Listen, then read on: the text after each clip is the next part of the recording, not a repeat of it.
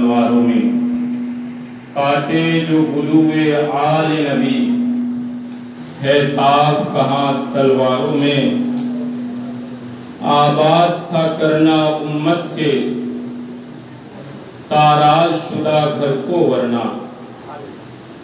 آباد تھا کرنا امت کے، تاراج شدہ گھر کو ورنہ۔ خیموں کو جلا دے انگارے، جرت تھی کہاں انگاروں میں۔ خیموں کو جلا دے انگارے، جرت تھی کہاں انگاروں میں۔ بیمار سی حالت دیکھ کے تم بیمار نہ سمجھو عابد کو۔ بیمار سی حالت دیکھ کے تم بیمار نہ سمجھو عابد کو۔ ہوتے ہیں مسیحا وقت کے جو عابد ہے انہی بیماروں میں۔ ہوتے ہیں مسیحا وقت کے جو عابد ہے انہی بیماروں میں۔ اسلام کو زندہ تو ہو لینے دو، انسان کو زندہ تو ہو لینے دو۔ ہر قوم پکارے گی ہمارے ہیں حسین۔ انسان کو زندہ تو ہو لینے دو، ہر قوم پکارے گی ہمارے ہیں حسین۔ کیونکہ قتل حسین اصل میں مرگ یزید ہے۔ قتل حسین اصل میں مرگ یزید ہے۔ اسلام زندہ ہوتا ہے ہر کربلا کے بعد۔ اسلام زندہ ہوتا ہے ہر کربلا کے بعد۔ درود شریف پڑھے، اللہم صلی علی سیدنا مولانا محمد وعلی آل سیدنا مولانا محمد وبارک وسلم۔ صلاۃ و سلام علیک یا رسول اللہ صلی اللہ تعالی علیہ وسلم۔ حضرات گرامی، یہ دنیا جب سے بنی ہے ابھی تک دنیا میں بے شمار مارکے وجود میں آئے، بے شمار واقعات ہوئی، بے شمار حادثات رونما ہوئے، لیکن واقعہ کربلا اتنا عظیم کیوں ہے؟ سانحہ کربلا اس کے چرچے ہر جگہ کیوں ہیں؟ معرکہ کربلا ہر زبان پر جاری کیوں ہے؟ تو حضرات گرامی، واقعے کی عظمت اور اس کا عظیم ہونا، اس کا معیار کیا ہے؟ کون سا وہ واقعہ ہے جو عظیم ہو جاتا ہے؟ ایک ہی واقعہ دو شخصوں کے ساتھ رونما ہوا، ایک شخص کی وجہ سے وہ واقعہ عظیم ہو گیا اور دوسرے شخص کی وجہ سے وہ واقعہ ناقابل ذکر ہو گیا۔ واقعہ ایک ہی تھا، دو شخصوں کے ساتھ ہوا، لیکن کسی کے ساتھ ہونے کی وجہ سے وہ واقعہ عظیم ہو گیا اور کسی کے ساتھ ہونے سے وہ ناقابل ذکر ہو گیا۔ اس کا راز کیا ہے؟ تو حضرات گرامی، جب آپ اس معیار کو سمجھیں گے، اس راز کو سمجھنے کی کوشش کریں گے، تو آپ کو پتہ چلے گا کہ کسی بھی واقعے کے عظیم ہونے کا راز اس واقعے کی شخص کے ساتھ جو نسبت ہے، یہ نسبت ہی ہے کہ کسی واقعے کو عظیم بنا دیتا ہے اور کسی واقعے کو حقیر بنا دیتا ہے۔ مثال کے طور پر آج پوری دنیا میں جگہ جگہ پر ظلم و ستم کے پہاڑ توڑے جا رہے ہیں، غریبوں کو ستایا جا رہا ہے، کسی کا گلا کاٹا جا رہا ہے، کسی کو موت کے دہانے اتار دیا جا رہا ہے، لیکن ہمیں کوئی خبر نہیں، ہمیں کوئی پتہ نہیں، ہمیں اس کی کوئی اطلاع نہیں۔ لیکن وہیں پر اگر کسی ملک کے صدر کے اوپر کوئی تماشا لگا دے، اگر کسی وزیر اعظم کی ٹوپی کو کوئی کھینچ دے تو پوری دنیا میں شور مچ جاتا ہے، پوری دنیا میں واویلا ہو جاتا ہے۔ حضرات گرامی، یہ نسبت ہے کہ جس کی وجہ سے واقعہ عظیم ہوتا ہے۔ نسبت کو آپ اگر سمجھنا چاہیں گے تو اس کی چھوٹی سی مثال سمجھیں کہ نسبت کیا چیز ہے۔ ایک شخص ہے جس نے ایک جانور کو ذبح کیا، ذبح کرنے کے بعد اس کی کھال کو اتارا، اس کی چمڑے کو اتارا، اتارنے کے بعد اس چمڑے کو لے کر وہ ایک موچی کی دکان پر پہنچا۔ اس موچی کی دکاندار سے اس نے کہا کہ صاحب اس چمڑے کے 2 ٹکڑے کرنا، ایک ٹکڑے سے میرے لیے چمڑے کا جوتا بنا دینا اور ایک ٹکڑے سے قرآن کا غلاف بنا دینا۔ حضرات گرامی، موچی نے وہی کیا، جانور کے اس چمڑے کے ایک ٹکڑے سے اس نے ایک جوتا بنایا اور دوسرے ٹکڑے سے قرآن کا غلاف بنایا۔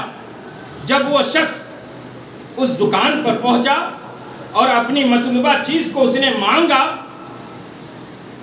تو موچی نے پہلے اسے جوتا دیا، اس نے فوراً جوتے کو اپنے پیر میں اتار دیا، پیروں کو جوتے میں داخل کر لیا، اس کو پہن لیا۔ وہیں پر جب موچی نے اس کو قرآن کا غلاف جو چمڑے کی شکل میں تھا جب اسے دیا گیا تو اس نے کہا کہ جناب ذرا ٹھہر جانا، ابھی میں باوضو نہیں ہوں، پہلے وضو کر لیتا ہوں، پہلے جو ہے میں اس لائق بن جاتا ہوں کہ میں اس چمڑے کے جو غلاف ہے اس کو پکڑنے کے لائق بن جاؤں۔ چنانچہ وہ جو ہے وضو کرتا ہے، وضو کرنے کے بعد اس غلاف کو جو چمڑے کا بنا ہوا ہے اس کو لیتا ہے، قرآن میں داخل کرتا ہے۔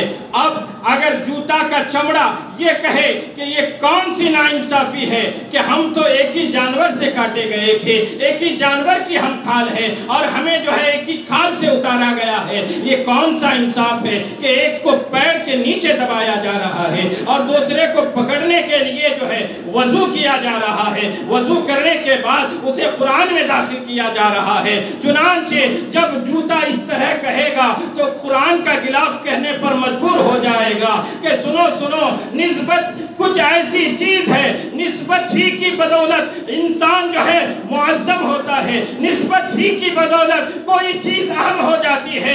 اے چمڑے، تم کو جوتے سے نسبت ہے اور مجھے جو ہے خدا کے کلام سے نسبت ہے، اسی وجہ سے میں معظم ہو چکا ہوں، اسی وجہ سے مجھے پکڑنے کے لیے وضو کرنے کی ضرورت پڑتی ہے۔ گرامی، یہ نسبت ہے۔ فیضان امام حسین شہیدان کربلا۔ حضرات گرامی، آپ نے نسبت کو سمجھ لیا کہ نسبت یہ بہت اہم چیز ہے اور نسبت کی وجہ سے ہی کوئی چیز اہم ہو جاتی ہے۔ اب آئیں کربلا کو جو ہم سنتے ہیں، کربلا امام عالی مقام حضرت امام حسین رضی اللہ تعالی عنہ کے ساتھ جو واقعہ پیش آیا اسے کربلا کہا جاتا ہے۔ امام حسین کون ہیں، ان کی نسبت کو آپ ملاحظہ کریں، ہر چھوٹا بڑا جانتا ہے کہ امام حسین آپ کے نانا وہ نانا ہے، آپ اس نانا کے نواسے ہیں جن کے بارے میں خود نبی اپنی زبان سے اپنی تعریف بیان فرماتے ہیں اور یوں کہتے ہیں، انا ولدو انا سید ولد آدم۔ اے لوگو، تمہیں میرے بارے میں جاننا ہے تو جان لو، میں پوری آدم کی اولاد میں جو سب سے بڑا سردار ہے وہ میں ہوں، انا سید ولد آدم۔ اور نبی پاک صلی اللہ علیہ وسلم جو ہیں، آپ امام حسین کے نانا ہیں اور امام حسین کی نسبت آپ کے بابا کون ہیں؟ حضرت علی مرتضی کرم اللہ وجہ الکریم ہے۔ حضرت علی کون ہیں جن کے بارے میں نبی فرماتے ہیں، یا علی انتا سید العرب، اے علی تم عرب کے سردار ہو۔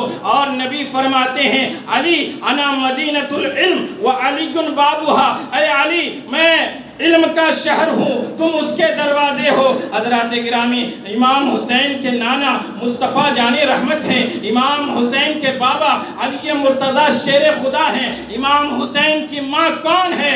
امام حسین کی ماں وہ ہیں جن کے بارے میں نبی خود فرماتے ہیں فاطمہ نساء سیدۃ نساء العالمین، فاطمہ وہ ہے جو تمام جہانوں کی عورتوں کی سردار ہے۔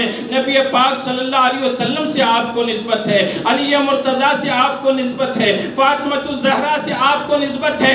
ایسی نسبتیں دنیا میں کسی کو حاصل نہیں۔ اگر کسی کو نسبت کی وجہ سے عظیم سمجھا جائے تو امام حسین جیسی نسبت قیامت تک کسی کے پاس نہیں ہو سکتی۔ امام حسین رضی اللہ تعالی عنہ اتنی ساری نسبتوں کے حامل ہیں، اس کے باوجود آپ یہ نہ کہنا کہ یہ کون سی بات ہوئی، بیدرم سلطان وہ میرا باپ سلطان تھا، اس سے کون سی فضیلت واضح ہوتی ہے؟ نہیں نہیں، جہاں نبی پاک صلی اللہ علیہ وسلم امام حسین کے نانا ہیں، علی مرتضیٰ آپ کے بابا ہیں، فاطمہ الزہرا آپ کی والدہ ہیں، وہیں پر امام حسین اتنے مقام، اتنے مرتبے، اتنے فضیلت کے حامل ہیں کہ نبی پاک صلی اللہ تعالی علیہ وسلم نے امام حسین رضی اللہ تعالی عنہ کے بارے میں فرمایا الحسین منی وانا من الحسین۔ تم جاننا چاہتے ہو حسین کون ہے تو سنو، حسین مجھ سے ہے اور میں حسین سے ہوں۔ نبی پاک صلی اللہ تعالی علیہ وسلم نے امام حسین رضی اللہ تعالی عنہ کی شان بیان فرمائی اور آپ نے فرمایا من احب حسین فقط احبنی ومن احبنی فقط احب اللہ۔ جس نے حسین سے محبت کی اس نے مجھ سے محبت کی، اور جس نے مجھ سے محبت کی اس نے اللہ سے محبت کی۔ حضرات گرامی، نبی پاک صلی اللہ تعالی علیہ وسلم امام حسین رضی اللہ تعالی عنہ کی شان بیان فرماتے ہیں اور آپ یوں فرماتے ہیں کہ امام حسین وہ ہیں جو جنتی جوانوں کے سردار ہیں، سیدہ شباب اہل الجنہ، حسن اور حسین جنتی جوانوں کے سردار ہیں۔ حضرات گرامی، امام حسین رضی اللہ تعالیٰ عنہ کی فضیلت کو آپ کو سننا ہے تو اس طرح سنیں۔ نبی پاک صلی اللہ تعالیٰ علیہ وسلم مسجد نبی میں تشریف فرما ہے، آپ نماز کی حالت میں ہیں، سجدے میں چلے گئے ہیں، امام حسین آپ پر تشریف لے آئے ہیں۔ نبی پاک صلی اللہ تعالیٰ علیہ وسلم سجدے کی حالت میں ہیں، امام حسین آپ کے اوپر سوار ہو چکے ہیں۔ نبی پاک صلی اللہ تعالیٰ علیہ وسلم نے اپنی نماز کو نہیں چھوڑا، اپنی نماز کو اپنی عبادت کو نہیں ترک کیا، بلکہ آپ نے سجدے میں تسبیح کو بڑھا دی ہے، ذکر الہی کو بڑھا دیا ہے۔ حضرات گرامی، نبی پاک صلی اللہ تعالیٰ علیہ وسلم نے حسین کے خاطر سجدے کو لمبا کر دیا ہے، تسبیحات کو بڑھا دیا ہے، ذکر الہی کو بڑھا دیا ہے۔ آج لوگ اعتراض کرتے ہیں کہ نماز میں نبی کا خیال آ جائے تو نماز فاسد ہو جاتی ہے۔ میں پوچھنا چاہتا ہوں، جب نبی پاک صلی اللہ تعالیٰ علیہ وسلم سجدے کی حالت میں تھے، امام حسین آپ پر سوار تھے، تو آپ بتائیے کہ نبی نے سجدہ کس کے لیے کیا تھا؟ یقیناً نبی نے سجدہ اللہ کے لیے کیا تھا، لیکن نبی سجدے سے سر نہیں اٹھا رہے ہیں۔ کس کے لیے نہیں اٹھا رہے ہیں؟ امام حسین کے لیے نہیں اٹھا رہے ہیں۔ پتا چلا کہ جب نواسے کی وجہ سے نبی کی نماز نہیں جاتی، اسی طرح نبی کے تصور سے امتی کی نماز نہیں جاتی۔ امتی کی نماز ہو جایا کرتی ہے، وہ نماز تو جنت کی کیاریوں میں سے ایک کیاری ہو جاتی ہے کہ جس نماز میں نبی کا خیال آ جائے۔ نبی پاک صلی اللہ تعالیٰ علیہ وسلم امام حسین رضی اللہ تعالیٰ عنہ کے تعلق سے بے شمار احادیث مروی ہے، بے شمار واقعات مروی ہے۔ آپ جاننا چاہتے